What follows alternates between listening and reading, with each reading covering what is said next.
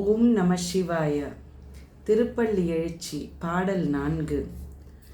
இன்னிசை வீணையர் யாழினர் ஒரு பால்.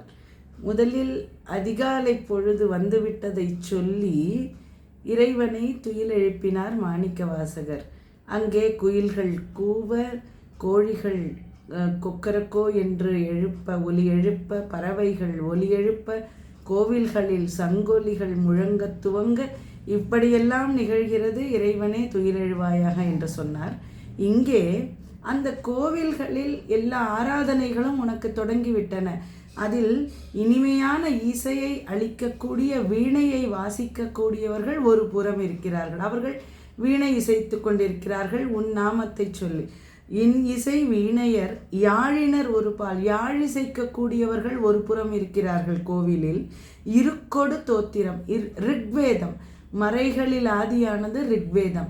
அதை இருக்கொடு என்றால் ரிக்வேதத்தோடு கூட தோத்திரம் என்று தமிழ் பாடல்களையும் உன் மீது பாடி, அந்த பாடல்களை பாட, ஒரு பக்கம் வேதம் முழங்க, இன்னொரு பக்கம் தமிழில் உன்னை உயர்த்தி பாட என்று பல்வேறு விதமாக அங்கே நடந்து கொண்டிருக்கின்றனது. அது மட்டுமல்ல, துன்னிய பிணை மலர் கையினர் ஒரு பால். நெருக்கமாக தொடுக்கப்பட்ட மலர்களால் ஆன மாலையை தங்கள் கைகளில் ஏந்தி உனக்கு சாற்றுவதற்காக காத்திருக்கக்கூடிய பக்தர்கள் ஒரு புறம் இருக்கிறார்கள்.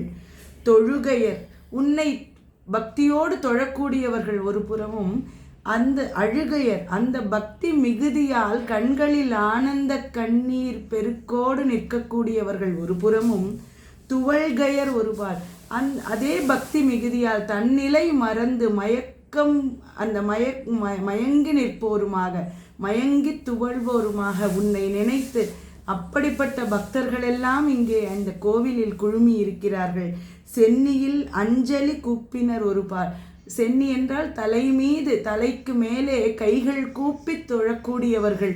அப்படி ஒரு பக்கம் அவர்கள் இன்று தொழுது கொண்டிருக்கிறார்கள். திருப்பெருந்துறை உரை சிவபெருமானே, திருப்பெருந்துறையில் வீற்றிருக்கக்கூடிய சிவபெருமானே, என்னையும் ஆண்டு கொண்டு இன்னருள் எளியேனான என்னையும் நீ ஏற்றுக்கொண்டு, அடிமையாய் ஏற்றுக்கொண்டு, என்னை ஆட்கொண்டு நீ அருள் புரியக்கூடிய பெருந்தகையாளனே சிவபெருமானே, எம் பெருமானே, எம் தலைவனே, பள்ளி எழுந்தருளாயே, நீ துயில் எழுந்தருள்வாயாக என்கிறார் மாணிக்கவாசகர். திருச்சிற்றம்பலம். சிவசிதம்பரம். தென்னாடுடைய சிவனே போற்றி, எந்நாட்டவர்க்கும் இறைவா போற்றி போற்றி.